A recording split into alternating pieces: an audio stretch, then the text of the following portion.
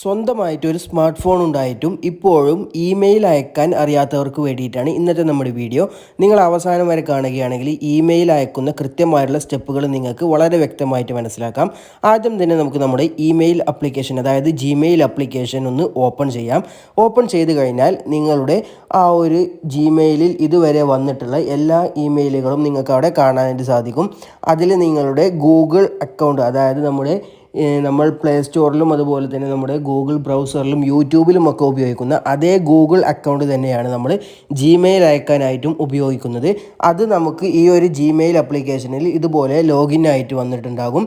നിങ്ങൾക്ക് നിങ്ങളുടെ മൊബൈലിൽ നിന്നും പുതിയൊരു ജിമെയിൽ അയക്കണമെങ്കിൽ, അതായത് ഒരു ഇമെയിൽ മറ്റുള്ളവർക്ക് സെൻഡ് ചെയ്യണമെങ്കിൽ നിങ്ങൾ ആദ്യം തന്നെ നിങ്ങളുടെ ജിമെയിൽ ആപ്ലിക്കേഷൻ ഓപ്പൺ ചെയ്യുക. ഓപ്പൺ ചെയ്തിട്ട് ഈ ഒരു ആപ്ലിക്കേഷൻ്റെ ഹോം സ്ക്രീന് ഇതുപോലെയായിരിക്കും നിങ്ങൾക്ക് കാണുന്നത്.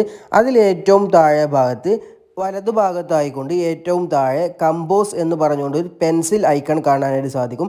അതിൽ ജസ്റ്റ് ക്ലിക്ക് ചെയ്ത് കൊടുക്കുക.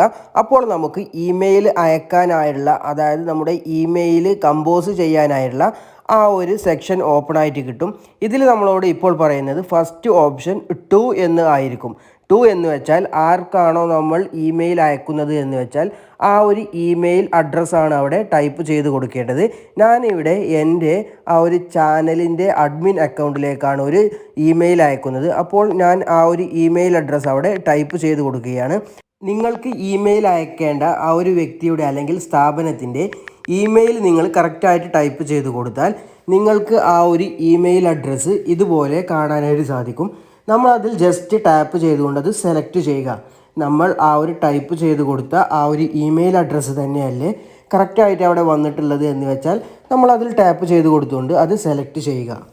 നിങ്ങൾക്ക് ഈ ഒരു സെയിം ഇമെയിൽ തന്നെ മറ്റുള്ള ഇമെയിൽ അക്കൗണ്ടിലേക്കും, അതായത് ഒന്നിൽ കൂടുതൽ ഇമെയിൽ അക്കൗണ്ടുകളിലേക്ക് സെൻഡ് ചെയ്യണമെന്നുണ്ടെങ്കിൽ വീണ്ടും നിങ്ങൾക്ക് അവിടെ ആ ഒരു ഇമെയിൽ അഡ്രസ്സ് ടൈപ്പ് ചെയ്തുകൊണ്ട് ആ ഒരു അഡ്രസ്സും നിങ്ങൾക്ക് അവിടെ ചേർക്കാവുന്നതാണ്. അങ്ങനെ എത്ര എണ്ണം വേണമെങ്കിലും നിങ്ങൾക്ക് ഒരേ സമയം തന്നെ ഇമെയിൽ അഡ്രസ്സ് അവിടെ ചേർത്തുകൊണ്ട് ഒന്നിച്ച് അതിലേക്ക് ഒരേ ഇമെയിൽ തന്നെ സെൻഡ് ചെയ്യാനായിട്ട് സാധിക്കും. ഇനി നമ്മൾ ചെയ്യേണ്ടത് നമ്മുടെ ഇമെയിലിൻ്റെ സബ്ജക്റ്റ് എന്താണെന്നുള്ളത് എഴുതുക എന്നുള്ളതാണ്. അതായത് എന്തിനെക്കുറിച്ചാണോ നമ്മൾ ആ ഒരു ഇമെയിൽ അയക്കുന്നത്, അല്ലെങ്കിൽ എന്ത് ആവശ്യത്തിനാണോ ഇമെയിൽ അയക്കുന്നത് എന്ന് വെച്ചാൽ ആ ഒരു സബ്ജക്റ്റ് എന്ന് കാണുന്ന ആ ഒരു ഭാഗത്തായിട്ട് ആ ഒരു വിഷയത്തിൻ്റെ ഒരു ഹെഡിങ് രൂപത്തിൽ ആ ഒരു വിഷയം അവതരിപ്പിക്കുക. അതായത് ഞാനിപ്പോൾ ഒരു യൂട്യൂബ് വീഡിയോ ക്രിയേറ്റ് ചെയ്യാനായിട്ടാണ് ഈ ഒരു ഇമെയിൽ അയക്കുന്നത്. അപ്പോൾ ഞാനതവിടെ അതിൻ്റെ ഒരു ഹെഡിങ് രൂപത്തിൽ ആ ഒരു യൂട്യൂബ് വീഡിയോ എന്നുള്ളത് അവിടെ എഴുതി, നിങ്ങൾ എന്ത് ആവശ്യത്തിനാണോ ഇമെയിൽ അയക്കുന്നത് എന്ന് വെച്ചാൽ ആ ഒരു സബ്ജക്റ്റ് നിങ്ങൾക്ക് അവിടെ എഴുതാവുന്നതാണ്. അതിനുശേഷം കമ്പോസ് ഇമെയിൽ എന്ന് കാണുന്ന ആ ഒരു ഭാഗത്താണ് ഇനി നമ്മൾ നമ്മുടെ ഇമെയിലിൻ്റെ ഉള്ളടക്കം എഴുതേണ്ടത്. നമ്മുടെ ആ ഒരു ഇമെയിൽ എന്തിനാണോ അയക്കുന്നത് എന്ന് വെച്ചാൽ അതിൻ്റെ വിശദീകരണ രൂപത്തിലുള്ള ആ ഒരു ഡീറ്റെയിൽസ്, അതിൻ്റെ വിഷയം നമ്മൾ എഴുതേണ്ടത് കമ്പോസ് ഇമെയിൽ എന്ന് കാണുന്ന ഈ ഒരു ഭാഗത്തായിട്ടാണ്. ഞാനിപ്പോൾ എഴുതുന്നത് പോലെ നിങ്ങളുടെ ആ ഒരു വിഷയം നിങ്ങൾക്ക് അവിടെ കൃത്യമായിട്ട് വിവരിച്ചുകൊണ്ട് എഴുതാവുന്നതാണ്.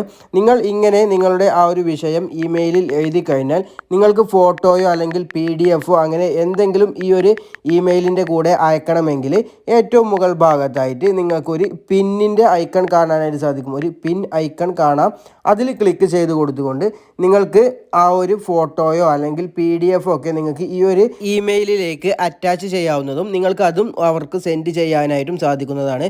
ഈ ഒരു ഇമെയിലിൽ ഞാൻ ഒരു ഫോട്ടോ ആഡ് ചെയ്യുന്നതിനായിട്ട് ആ ഒരു പിൻ ഐക്കണിൽ ക്ലിക്ക് ചെയ്തുകൊണ്ട് ഓക്കെ കൊടുത്താൽ നമുക്ക് നമ്മുടെ ഗാലറി ഓപ്പൺ ആയിട്ട് വരികയും അതിൽ നിന്നും നമുക്ക് വേണ്ട ആ ഒരു ഫോട്ടോ സെലക്ട് ചെയ്തുകൊണ്ട് ഈ ഒരു ഇമെയിലിലേക്ക് അറ്റാച്ച്മെൻ്റ് ആയിട്ട് ചേർക്കാനായിട്ട് സാധിക്കും. അതേപോലെ തന്നെ നമ്മുടെ ആ ഒരു PDFകൾ, അതേപോലെ തന്നെ നമ്മുടെ ഡോക്യുമെൻറ്റുകളൊക്കെ നമുക്ക് ആ ഒരു സ്ഥാനത്ത് കാണാനായിട്ട് സാധിക്കും. അതിൽ നിന്നും സെലക്ട് ചെയ്യുന്നത് നമുക്ക് ഈ ഒരു ഇമെയിലിലേക്ക് അറ്റാച്ച് ചെയ്യാനും നമുക്കത് സെൻഡ് ചെയ്യാനായിട്ടും സാധിക്കും. ഞാനിവിടെ ഒരു ഫോട്ടോ സെലക്ട് ചെയ്യുകയാണ്.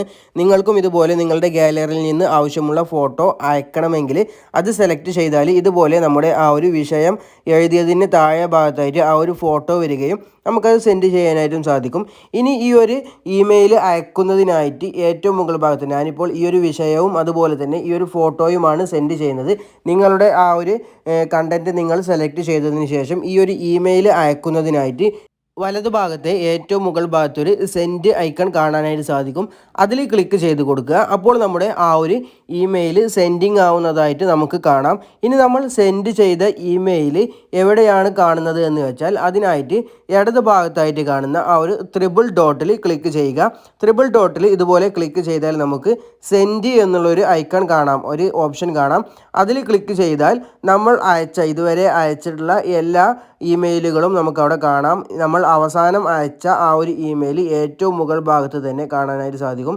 നമ്മൾ ഏത് ഇമെയിൽ ഐ ഡിയിലേക്കാണോ അയച്ചത് എന്ന് വെച്ചാൽ ആ ഒരു ഇമെയിൽ ഐ ഡിയുടെ പ്രൊഫൈൽ ഐക്കണോട് കൂടി നമുക്ക് ആ ഒരു ഇമെയിൽ അവിടെ കാണാം. ഇപ്പോൾ ഇത്രയും സിമ്പിളായിട്ട് ഏതൊരാൾക്കും സ്വന്തം മൊബൈലിൽ നിന്നും ഇമെയിൽ ഏതൊരു ഇമെയിൽ ഐ ഡിയിലേക്കും അയക്കാനായിട്ട് സാധിക്കും. വീഡിയോ നിങ്ങൾക്ക് യൂസ്ഫുൾ ആവുകയാണെങ്കിൽ തീർച്ചയായിട്ടും ലൈക്ക് ചെയ്യാനും സബ്സ്ക്രൈബ് ചെയ്യാനും നിങ്ങളുടെ കൂട്ടുകാർക്ക് ഷെയർ ചെയ്ത് കൊടുക്കാനും മറക്കല്ലേ.